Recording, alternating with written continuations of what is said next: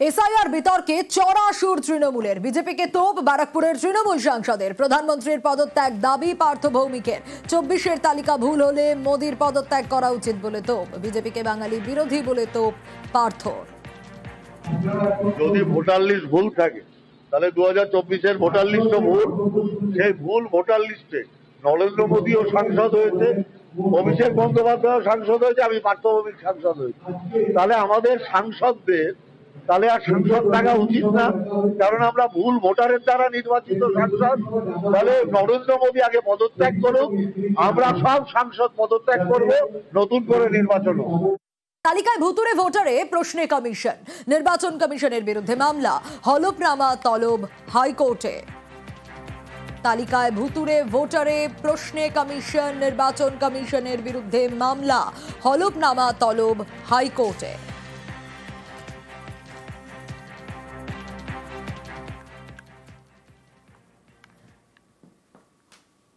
লক্ষ্মীর ভান্ডারের টাকা পুরুষের অ্যাকাউন্টে।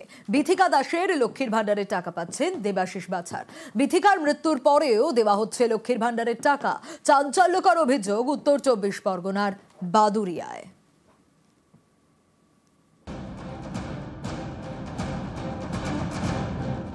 রাজ্য সরকারের প্রকল্প লক্ষ্মীর ভান্ডার, মহিলাদের অ্যাকাউন্টে মাসে মাসে টাকা। কিন্তু উত্তর 24 পরগনার বাদুড়িয়ায় গল্পটা অন্য।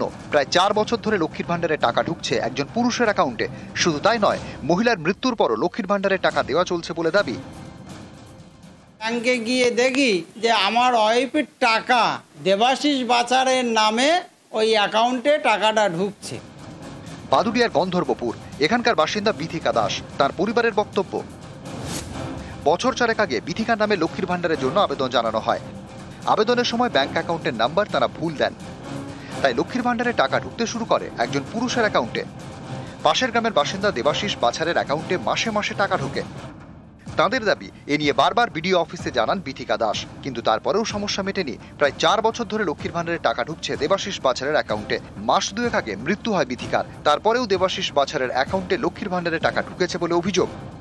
ব্যাংকে গিয়ে দেখি যে আমার ওয়াইফের টাকা দেবাশিস বাছারের নামে ওই অ্যাকাউন্টে টাকাটা ঢুকছে। আমার ওয়াইফের একটা নাম্বারের একটু মানে অসুবিধা হওয়ার জন্য ওই একটা বেটা ছেলে দেবাশিস বাছার, ওনার নামেই অ্যাকাউন্টে টাকাটা ঢুকছে। 47 মাস আমার ওয়াইফের এই যে টাকাটা উনি নিচ্ছে, এখনও টাকা ঢুকছে। ওদেরকে আমি বলছি যে আপনাদের অ্যাকাউন্ট আপনারা ঠিক করুন, আমার ও টাকার দরকার নেই। অ্যাকাউন্টের থেকে টাকাটা তুলেছেন, তুলে যে ওদেরকে দিয়েছি তো আমি। সরকারের যে টাকাটা আছে সেগুলোকে আপনি রিটার্ন দেবেন?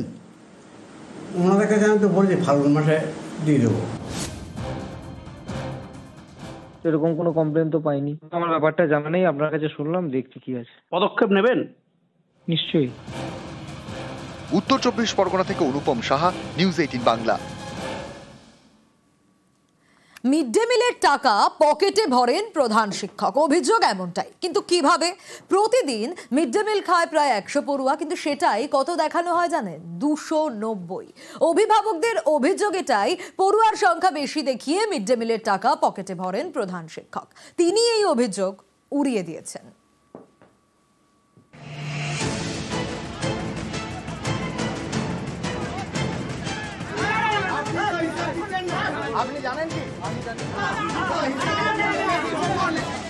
বাঁকুড়ার গঙ্গাজল ঘাটির লক্ষ্মণপুর পরমহংস যোগানন্দ বিদ্যাপীঠ সরকারি স্কুল, ক্লাস 5 থেকে 10। এই স্কুলের প্রধান শিক্ষকের বিরুদ্ধে মিড ডে মিলে দুর্নীতির অভিযোগ।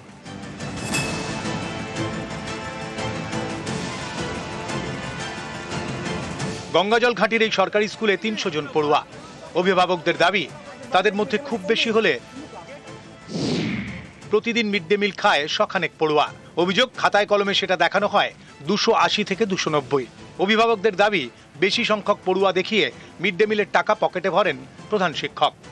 মিড ডে মিলের পারপাসে উনি কিছু উদ্বৃত্ত করেছেন। গভর্নমেন্টকে প্রেজেন্ট দেখিয়েছেন 280, 90। ছেলেরা খাচ্ছে 50, 60, 70, 80, 90 এরকম করে খেয়েছে। তার যে একটা অ্যামাউন্ট সরকার থেকে নিচ্ছেন, সেই টাকাটা উনি অস্বীকার করছেন যে আমার সেই টাকাটা নেই, আমি বিভিন্ন খাতে খরচা করেছি। উনি এটা বলতে পারছেন না যে কি কি খাতে খরচা করেছেন। উনি 2,29,000 টাকার হিসাব এখনো অবধি দেখাতে পারছেন না। উনি বলছেন যে ওই টাকাটার আমরা মাস্টাররা কখনো বলছেন ফল খেয়েছি, কখনো বলছেন মিষ্টি খেয়েছি, কখনো বলছে সরস্বতী পূজায় খরচা করেছি, কখনো বলছে আমাদের প্রতিষ্ঠা দিবস 5ই জানুয়ারি খরচ করেছি।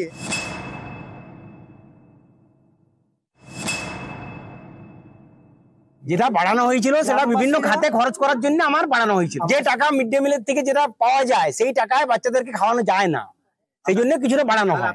সেটা বিভিন্ন খাতে কাজে লাগানো হয়েছে, যেমন ওই সরস্বতী পূজায় খিচুড়ি খাওয়ানো, 5ই জানুয়ারিতে কাউকে করানো, তারপরে আপনার টিচার্স ডেতে খাওয়ানো। আপনি জানেন কি মিড ডে মিলটা চলবেই না।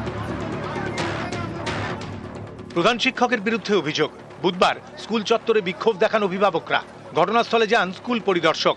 তাঁর আবার দাবি, নির্দেশ থাকা সত্ত্বেও পরিচালন সমিতি গঠন করেননি প্রধান শিক্ষক। স্কুলটা পরিচালনা করেন প্রধান শিক্ষক নিজেই।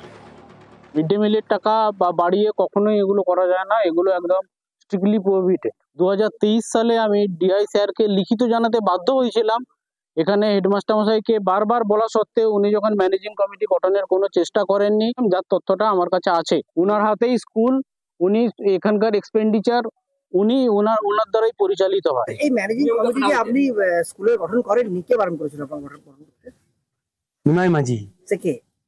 ব্লক প্রেসিডেন্ট ছিলেন। লিখিত না, গোটাটাই ভার্বাল বলেছিলেন যে এই যে কমিটিটা যে নাম এসেছে প্রেসিডেন্টের, সেই কমিটিটা এখন ফরমেশন করবেন নাই, সেই ভয়ে আমি করতে পারিনি। ওটা একদম ভিত্তিহীন কথা, আমি বলবোই কেন, আর আমার কথা শুনবে নেই বা কেন, ওটা কোনো নিয়মে পড়ে?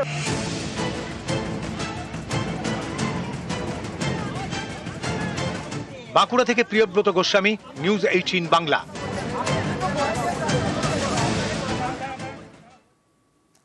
নজর এবার আলিপুরদুয়ারে। এ যেন এক অন্য প্রধান। কেন এ কথা বলছি? তার কারণ আলিপুরদুয়ারে আবাস যোজনার ঘর ফেরালেন পঞ্চায়েত প্রধান মনিকা পণ্ডিত। পঞ্চায়েত প্রধানের প্রশংসায় শাসক বিরোধী দুই শিবির।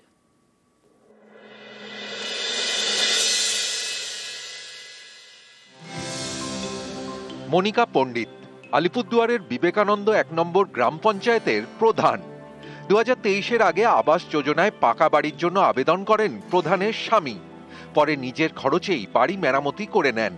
2025-এ আবাস যোজনার তালিকায় তার নাম ওঠে। এখন দরকার নেই, তাই টাকা ফিরিয়ে দিলেন তিনি। ঘরটা আমি ফেরত দিয়েছি এই কারণে, আমি সরকারি ঘর নেব না, কারণ আমার বদলে যার প্রয়োজন আছে, যে ধরেন এরকম ঘর আছে প্লাস্টিকের ঘর, সে একটা ঘরের জন্য সারা রাত হয়তো বৃষ্টি হচ্ছে, জলে ভিজছে, চাল ফুটো, তো আমার ঘরটা যদি আরেকজন পায় সে উপকৃত হবে। আমার তো মোটামুটি বসবাস করার মতো একটা আছে। মনিকা পণ্ডিতের স্বামী স্বপন পণ্ডিত কেয়ারটেকারের কাজ করেন। কয়েক বছর আগে আবাস যোজনার বাড়ির জন্য আবেদন করেন, তখনও মনিকা পণ্ডিত প্রধান হননি। কারণ আমার ঘর যখন দরকার ছিল তখন ভাঙা ছিল আমার ঘরটা, তারপর আমার একটু সে আসার জন্য আমার পাশে শাশুড়ি আসার পর উনি আমার কিছু বসা করে দিয়েছেন, আমার নিজেরও কিছু ছিল, সেই মিলিয়ে ছিল কোনো রকম একটু ঘরটা দাঁড় করিয়েছে।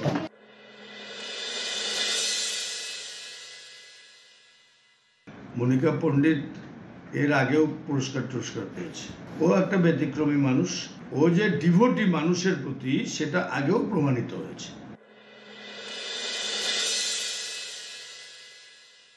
পূর্ব অভিজ্ঞতা, এনজিওর সাথে যুক্ত থাকা, সেলফ হেল্প গ্রুপের কাজ করা, মানুষের কাছে যাওয়া, এইটুকুন অভিজ্ঞতা নিয়েই সে এসছে।